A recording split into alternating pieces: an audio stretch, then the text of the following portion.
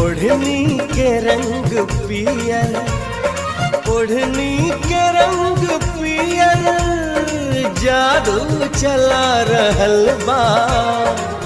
लागे की जैसे खेतवा में,